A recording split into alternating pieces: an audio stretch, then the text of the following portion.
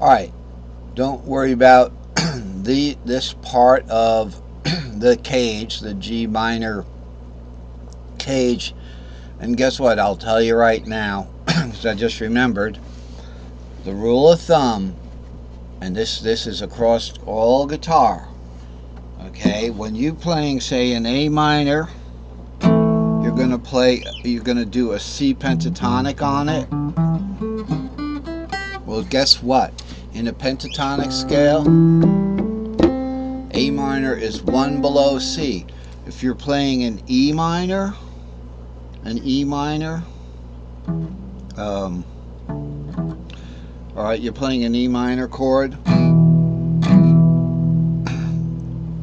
The pentatonic you do on it is one pentatonic letter above it in a pentatonic scale. So E minor, you play a G over it. You go up one, and remember, pentatonic goes 1, 2, 3, 5, 6. So you go from that E to a G. Well, guess what?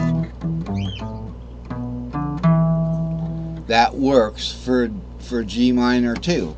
So what's one pentatonic scale letter above G? A. So when we're playing this box here, all right, which is this scale, there's a G minor, all right, a G minor shaped D minor or 2 minor. In the key of C, it's D minor, and these are also part of it.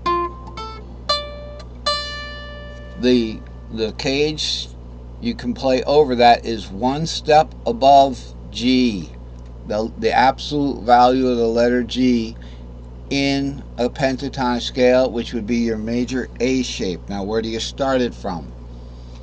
Well, your major A shape's going to just be, it's going to have this 2 as the second part of the bottom scale, right?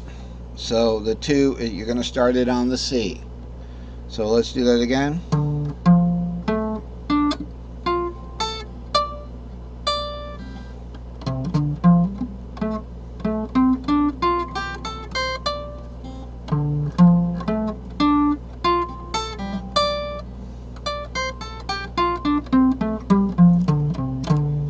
Okay, so you play one pentatonic scale member above the minor shape, and you get that's the pentatonic you use to substitute. It works, so, and it also checks. Like with A minor, you go one up from A is a C in a pentatonic scale. That's why people use C over an A minor. I just found that out, and I'm sharing it with you for free.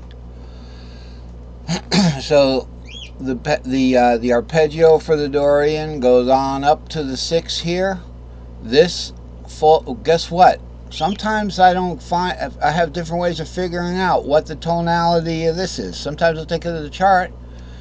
Remember, in caged, C, A, G, the phantom C is here, A, G. So that's A. That's an A box. Now, if this is an A major box, an A major pentatonic, what do you think this pentatonic's going to be? All right, it's going up. So A is going to go to C. So you'd play a C over this A minor shaped, the second part of the Dorian. So here's the first part, is the G minor part, right? And then from that 6, you play a C there.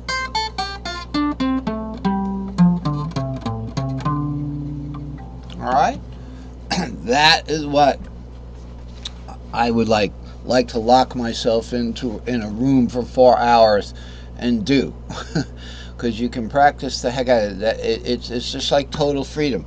You don't have to worry about some rule where they just say, oh, whenever you're playing an E minor, if you want to play pentatonic over, play a G. The rule is whenever you're playing a minor, the pentatonic caged pentatonic scale that you play over it is one pentatonic letter above that minor. So for E minor it would be G, for A minor it's C, but for D minor, okay, it's one pentatonic scale above. For D minor, you're going to play, now we didn't have a D minor yet. We were doing 2 minor in the G minor. But if when we get to the, let's say we want to do a D minor shape, okay, we don't have one here. We don't have one here yet. Why is that? I don't know. But it works for D minor shape. Believe me. You have a D minor, you have the D minor here. Okay, what do you play over that D minor? You go up 1 pentatonic scale. Remember, so it's going to be an E shape.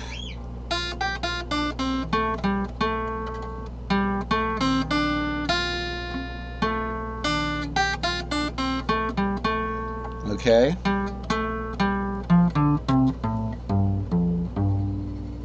Alright, over that big old D minor chord. It works for D minor. It works for a C minor chord. I'm not trying to sell you this idea. It's a fact. So if you have a C minor shape, and we do have one of those with, I believe the Phrygian mode goes down to the C box. So everything's in G and A here when we're doing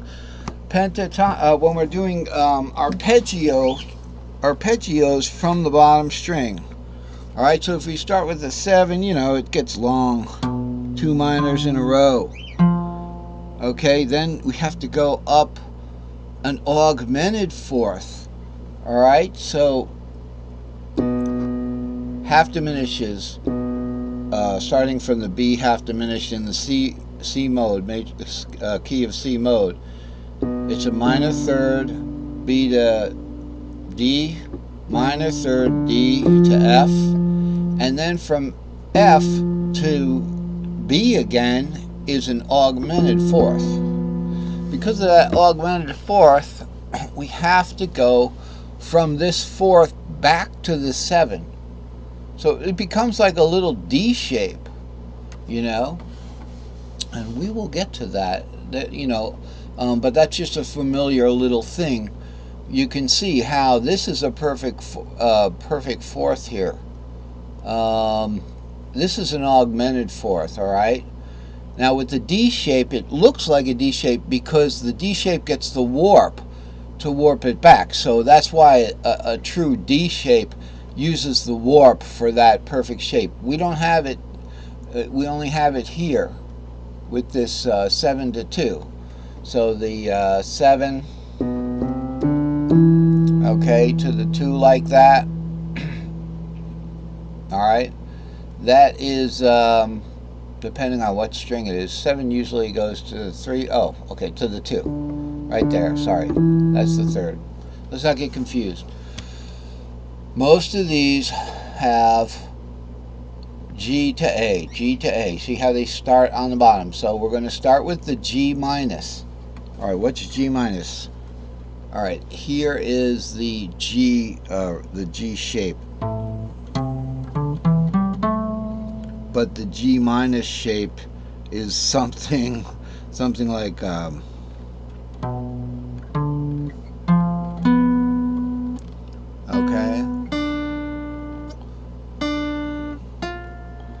Alright, so that's, remember, this is the C arpeggio.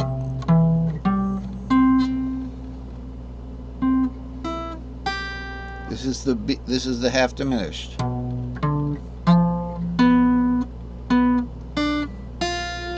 Okay, what I'm trying to explain here and why I'm glossing over, I didn't really chase this point down. I'm saying it's the same shape as a D, but because of the warp, is, you know, we're not going to explain why the D warps right now. It just does. We talked about that earlier in the lesson. That the one of the shapes, actually, the fourth is going to the right there. So it spans